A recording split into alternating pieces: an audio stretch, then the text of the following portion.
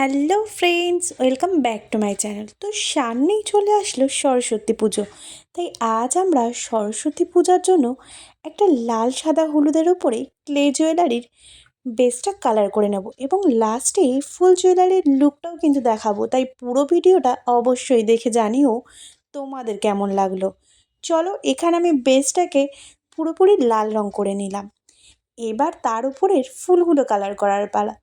কিছু কিছু বড় ফুলগুলো আমি করে নিচ্ছি এখানে হোয়াইট কালার, আর বাকি যে ছোট্ট ছোট্ট ফুলগুলো আছে সেগুলো করে নিচ্ছি হলুদ কালার। এবার ফুলগুলোর মাঝখানে, সাদাগুলোর মাঝখানে রাখছি লাল, আর হলুদগুলোর মাঝখানে ডিপ ব্রাউন কালার। ব্যাস, বেসটা মোটামুটি কমপ্লিট হয়ে গেল। এবার বাকি ফাইনাল লুকটা চলো দেখিয়ে ফেলি। এই দেখো, জুয়েলারিটার ফাইনাল লুক এটি।